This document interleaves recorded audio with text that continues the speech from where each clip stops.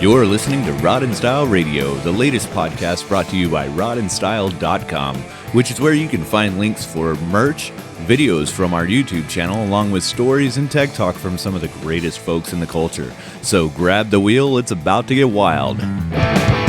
You've tuned in to Rod and Style.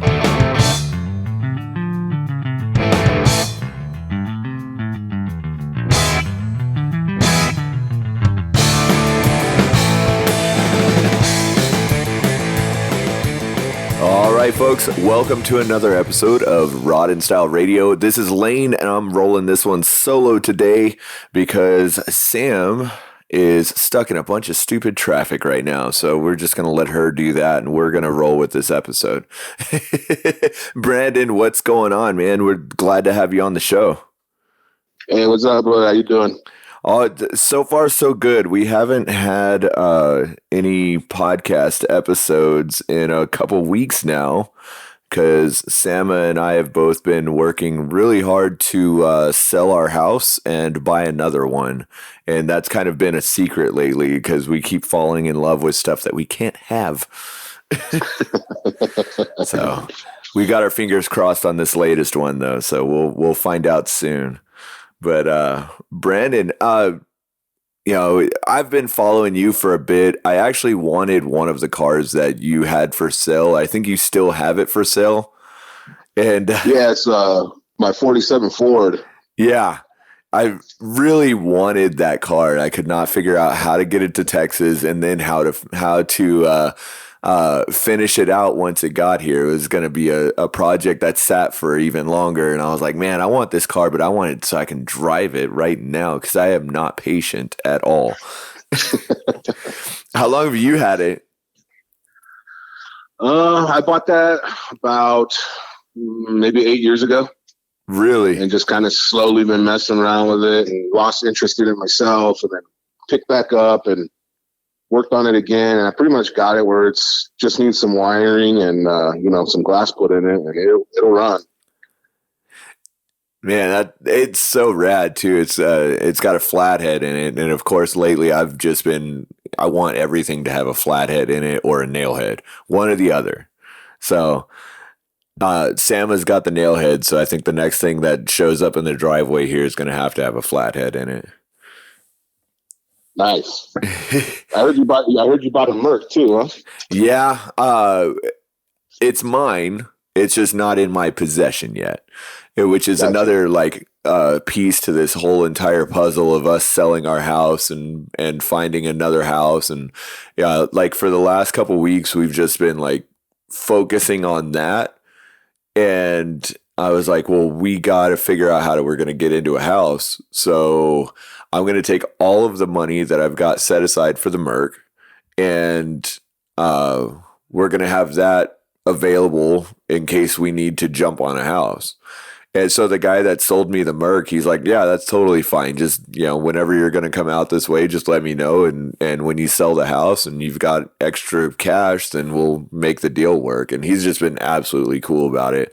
I'm actually going to have him and his wife on the show at some point because he's building a 55 Cadillac and his wife's building the trailer to be pulled behind the 55 Cadillac.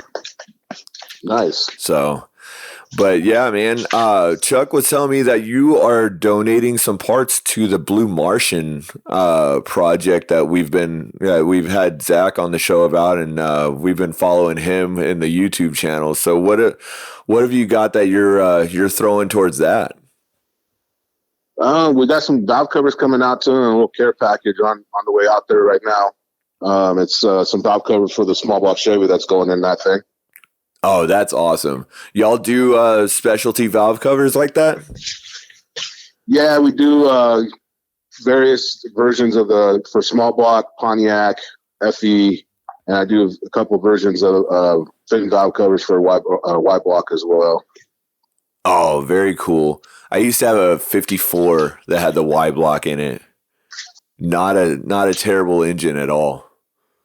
No, not at all. They're good. They're good little running engines.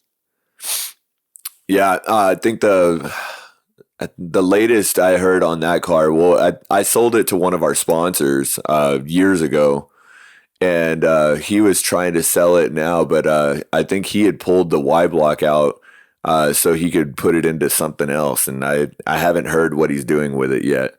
So, but that 54 was fun. I drove it quite a bit around San Antonio before we moved into our last house, and it was like a little mild custom that came out of Austin, Texas. But you've got a 54 Ford as well, right? Yes, I do. Yeah. Also got a little built Y block in it. Is it? And it's what's that? It is. The Y block is still in it. It's not the stock one. It's a 272 that's been worked over with a cam and some head work done to it. Nothing crazy. Got a mummer intake and 4-barrel on it. Very cool. Yeah, you've had that one for a while because I remember following you because you had the 54 Ford, and I was like, oh, that looks rad. So I've actually really enjoyed seeing the posts of that car a lot. So how long did you say you had that car? About 15 years I had it, and I finished it up about 4 years ago. I finished it. Yeah, it's been just a project, and I just never got rid of it. I just kept working on it, and finally finished it up, and it turned out beautiful. Happy with it. Oh, absolutely. I would definitely be happy with it. See, I need to work on that part of all the cars that I've gotten. I never hold on to them. I keep horse trading constantly. But that's just part of the game and territory, man. For real. But then I married Sama, and she was like, I need a 59 Buick, and I'll never sell it. So and I was like, okay, I need to have that kind of positive influence in my life. Get a car that she'll never want to sell. I like that. But it's hard, man. You want them all. Yeah, for real. And that is my problem, is like I want everything that I can afford. And the only way I can afford things is by trading. Yeah.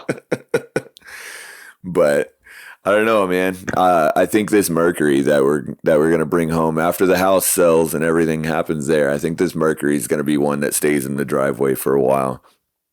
Nice. But I always say that. So I'm trying to say it on the podcast so I get held accountable for it.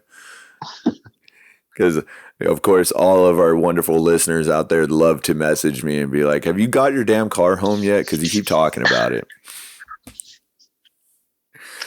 But what have you got going on right now, Brandon? Currently, I'm working on a little 29 Model A Roadster pickup that my uncle had since 1967. Oh, wow. He passed away, and I kind of inherited some of his stuff, and that was one of the things, and decided to keep it and build it, and went out and got a Boeing Brothers chassis and got that all together. I built that, and now I'm currently building firewall and getting that all set up for the engine and trans that I'm running. Man, that's really cool. What engine are you going to run in that Model A? I have a pretty nasty small block that my dad and I built for a gasser we had years and years ago, and sold the gasser and decided to keep the engine and trans out of it, and I'm going to stick that in there. Should be a good little runner. Should be quick. I hopefully plan on driving it to Bonneville and going out there when it's done. Oh yeah. Yeah, Chuck just I was talking with him a little bit earlier today, and he was just getting out of the funk of getting back from Bonneville. It looks like it got rained out pretty good, man. It looked like a lake out there. Oh no. Yeah, I didn't catch any pictures from it. Of course, like I said, we've been out of the loop for like the last couple of weeks. My face stays in all of the pages that we follow and run and add content to, but then for the last couple of weeks it's just my phone has just constantly been on Zillow looking for houses. Yeah. So I have been out of the loop completely. But yeah, Chuck messaged me today, and I always call it the car show hangover. Like after you've had a good weekend out somewhere, and then you get back home and you're like, man, I just wish I was back to hanging out with the friends and doing all that. Yeah. So yeah, you don't want the party to ever end. yeah, never. I think that's why he started all of these pages, so he could just constantly be busy with it. But it's fun. I mean, we've enjoyed doing the podcast for him. So yeah, it looks like it took off pretty well. It really did. Sama and I did the podcast for, a good solid year before joining Rod and Styles team. And, we've had a really awesome following and loving what we're doing and loving the people that we talk to. And I was actually telling somebody today that it's just like, we don't make hardly anything from this. And, I'd love to tell Chuck to start, figuring out a salary for me, but I don't need it. Yeah. Because we enjoy doing it. And it's like, okay, I took what we enjoy doing and then figured out a way to, to even broadcast it further. So, we just dig the hell out of like all the people that we've been able to talk to and, make a, little hobby out of it as well. And then it covers some of our travel expenses too. So we can't complain about that. Yeah, not at all. Right. What's the next shows you're going to be trying to hit up? You know what? Honestly, I don't have anything lined up right now. I know give me a second. I know I'll be at Trog. It's right here in our backyard at Flay Bob this year. Oh yeah. And so I'll be going to that, and then there's a little show at another airport over here that I'll be going to as well. Oh, nice. So yeah, other than that, it's just nothing crazy. They're gonna have any like vintage aircraft at that show? There'll probably be some at Flay Bob just because there's always some vintage planes there, but I don't know if they're going to be flying anything like that out there. Yeah, see, I'm an aircraft mechanic by trade. That's what pays the bills, so we can do all of this. And I've always loved being able to go out to some of the air shows. And where I work, they do an air show once a year. And even when it's just a static air show where they just park the planes and you get to go like look at them and crawl around in some of them, and it's just a really cool feeling to sit in some of the cockpits of something that's like flown like 80 years ago. Absolutely. So I love when some of the car shows incorporate some of that. And they do that quite a bit here in South Texas. But Trog, have you been out to Trog before? That's a bucket list one for me because it's just so far from South Texas that I haven't been able to plan for it. I haven't been to the one in Jersey.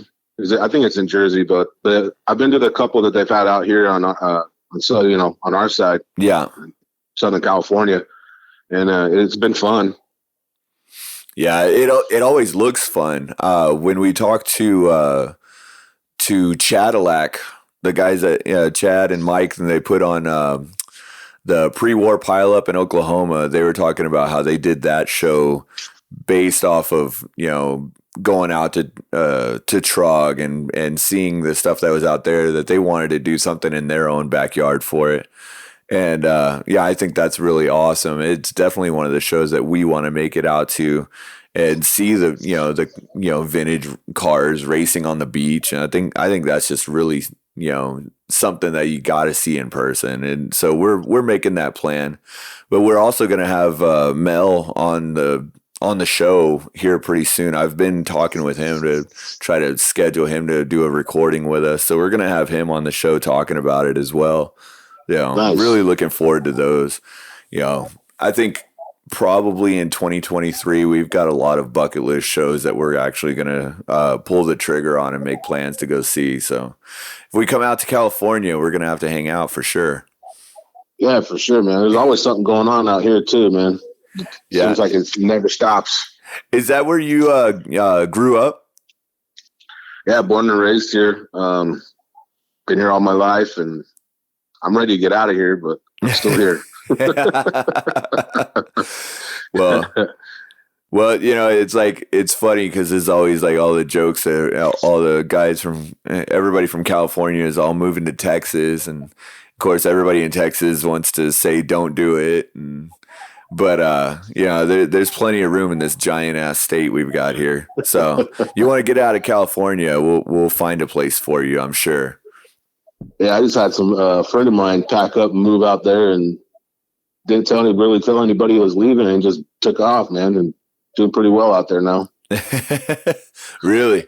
I mean, it's pretty simple going, coming this direction. It's harder for us in Texas to try to move to California and do anything. Yeah. A really good friend of mine, Rob, he's been one of my best friends for years. He moved his entire family moved out here from LA, and before it was cool. So, we can call him a hipster. But I met him, and he was really into psychobilly, and I was a singer for a psychobilly band, and he recognized that, and he was like, I didn't think I would see this in Texas. I saw it on the West Coast all the time, but I didn't think I was going to see it here. And ever since then, me and him have been just like the best of friends. And I always mess with him, about being one of the first from California to move here, that he started the trend. So if you do, man, if you decide you're gonna head this way, we'll make room for you, I promise. But that's cool, man. So you're born and raised out there in California. How'd you get into, hot rodding? I mean, I figured it's kind of on every corner out there, but that's just me assuming things.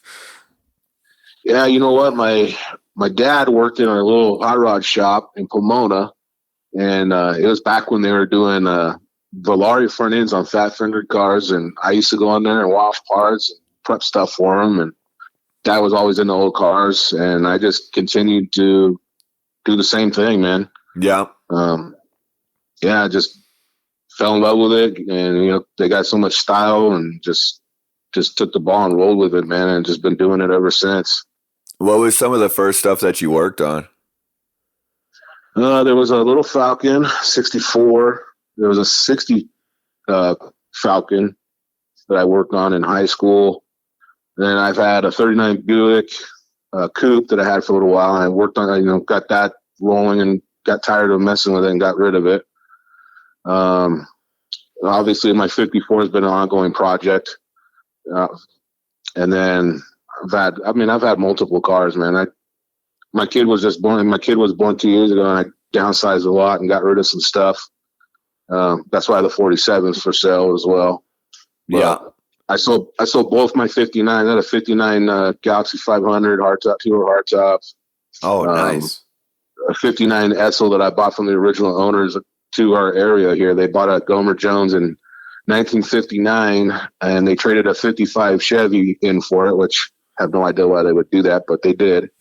And that car just recently went to Michigan, and I tried to buy it back because it was like one of those cars that I wish I didn't sell, because it was a great car. I got it running, driving after I had sat for 25 years, and we drove the shit out of the car, and I tried to buy it back, but they're not ready to sell it. So really, man, I've owned a ton of cars myself, and Sama always makes fun of me for it because, she didn't know me at the time that I owned some of the coolest things, and she goes back and looks through all the pictures of everything I've ever owned, and she's like, "Why did you get rid of this? Why did you get rid of this?" And she just runs me through the rails with it, and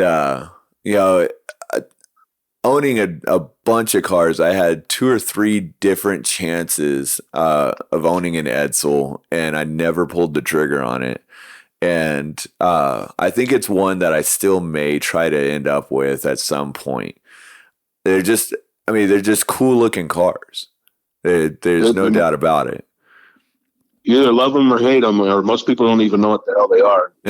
I got all kinds of, when I drive that thing, I got all kinds of people asking me what it was, and they thought it was like an Impala, and it was fun. It was fun to mess with them too. Oh yeah, everybody has that. I had one just like it. It was a '67 Mustang. It's like no, no, exactly. Yeah, no. At some point I've always said I really loved just of course the front end, the grill. Everybody like you can't mistake in that. Any car guy would know the Edsel front end, and yeah, I've always loved that, and I've always loved the idea of putting it on other cars as well. Like just messing with people. It's like I've never seen an Edsel that looks like that. It's like, well, no, it's Sama's '59 Buick, but it's got the Edsel grill in it. It'll be hilarious. But it's definitely one of those cars that I think actually just a couple years ago we almost ended up with one, and it has the push button transmission that was in the steering wheel, and I thought that was the coolest damn thing ever. So yeah, that would be like 58. 58 had the push button. Yeah, it was a 58. Yeah. It was like in Tennessee or something, and the guy wanted to trade us for a Plymouth that I had, and we couldn't find a halfway point or figure out how to make the trade completely even on both sides, and it just never worked out. But that Edsel would have been pretty cool. But yeah, it was a 58. Yeah, I miss mine, man. I would love to have it back, so I'm gonna keep trying. Well, we'll throw it out there to the world. Brandon McGill needs his 50. Was it 59 or 58? 59, yeah, 59. It was a 59. He's going to need his 59 Edsel back. So if you're listening to this, Rod and Style Radio says that you need to give it back to him. Right? Like as if we're going to like start putting up money towards this or anything. Right. No, I don't think Chuck has the budget for that yet. But we're working on it. We're, one episode at a time. We'll start hammering it down. But so you said you got a Model A that you inherited from your uncle that you're, getting put on the road now so you can get it to Trog one of these days. Are you going to try to do that this year? That was my goal. Had some setbacks. I don't see it happening. So I'm shooting for next year, and hopefully I can get it done. Absolutely. That's my goal.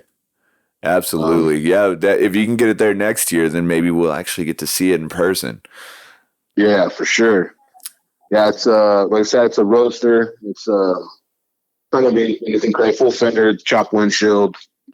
It's gonna be super, just simple. Nothing too crazy. Yeah, absolutely. And then, so you said that you do the valve covers and the products for a whole bunch of line of engines. What have y'all got you're working on right now that you're trying to put out? Right now, I'm working on a project with another friend of mine for doing some cutout plugs, like cast. What we're trying to do is do them out of brass, but they're the nut for the plugs for cutouts. Uh-huh. And I'm working on that currently, and I'm working on a 5-gauge cluster for like hot rods with a column drop built into it. Oh, nice. I'm working on that as well. And then redoing my thermostat houses that I had for Y blocks, and I'm doing them currently out of cast aluminum instead of cast steel. And that for now, that's it. That's what we're doing right now. Man, I was like scrolling through your pictures today, and I was like looking at all the stuff that you've posted recently, and one caught my eye. You posted about some air cleaners that y'all had that they were sitting on this badass Lincoln motor. What was that Lincoln motor out of? That was a guy that bought some air cleaners from us, and they went into a 32 Ford pickup, full fender pickup, and he had put that Lincoln motor, just about the same one we're talking about, and put it in that 32. I had no idea what he told about it, but it looked bitchin'. It looked really good. Those were our dual quad VA air cleaners. That looked awesome. Yeah. I love seeing just like like nostalgic kind of oddball engines like that, and that just really caught my eye. So a 32 Ford pickup had that Lincoln motor in it. No, he put the Lincoln motor in that truck. Yeah, and then those are the air cleaners that y'all had that he put on there, and that is Correct. super rad. Yeah, of course, I've always been into like oddball GM stuff. Anything that has an Oldsmobile engine in it, I'm like drawn to. Anything that's got a Buick engine, nailheads, of course. Of course, Chuck, he's a giant nailhead guy. So when Sama got her 59, he was drooling all over it and then showing her everything, telling her everything about how the nailheads came to be. And yeah, I just love oddball anything anymore. But lately, like I said, I think lately everything's been flathead to me. So I just never owned one. So I'm like excited to finally get something that has a flathead in it. I'm a big white block guy. I love white blocks, man. And if I didn't have that small block Chevy, definitely would be a white block going into the Roadster. But I want to use some of the stuff that my dad and I put together, and my dad's ill, so I kind of want to use some of the stuff that we had laying around and build this thing. So that's my plan. That's why the small box going in it. Yeah. I didn't have a dad that was into hot rods, man. Like my dad, he was an awesome dude or is an awesome dude. I talked like he's gone already. But yeah, he wasn't a car guy. So it's like, man, I learned all of this stuff like later in my adult life, but it's always like amazing when I get to talk to people who grew up with a dad that was showing them how to do this, and a dad that would take them out to the racetracks, or hanging out in the garage with dad. Those are some of my favorite stories, man. Right. So I'm sorry to hear that your dad's ill, but I think putting this, car together and getting that engine, like you said, put into the Model A, so you can see it. That's awesome, man. That really is. Yeah, no, he's excited, man. He's super excited. So, hopefully he can see it, maybe take a ride in it. Yeah, for sure. Was he big into racing? No, my dad, my dad was, my dad always had cars that had like super killer running gear in them, but they were never like pristine, so he wasn't one of those guys that wanted something super cherry, but everything he had ran great. And we drove the shit. All we had was little cars growing up. I learned to drive in a 69 Chevelle that he had, and he's had a bunch of cars too, but never really into racing, man. He just tinkered, I guess, and just cruise the cars that we had. Just into cool shit, huh? Yeah. I like that, man. Yeah. That's pretty much us around here too. Is like just, we have cars that could probably like do something, halfway decent in a quarter mile, but at the same time, it's like, no, like I'd rather just cruise it and look cool, and light to light, I'm still looking cool.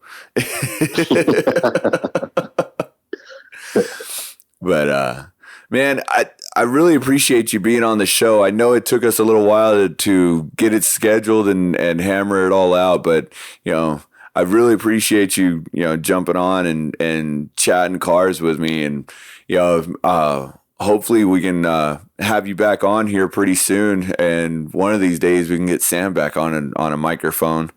But is there anybody that you would like to give some shout outs to from the show? Yeah, man, definitely Chuck, for sure, man. Chuck's been a great guy. I met Chuck, was it last year, the year before at Grand National, and we hit it off, and we've been working together ever since, talking about making some parts together, and hopefully, make everyone be successful in this industry and have fun with it, man. Absolutely. For sure. All right, my man. Well, I will let you get back to your normal daily life as our listeners can get back to theirs. And as always, stay wild.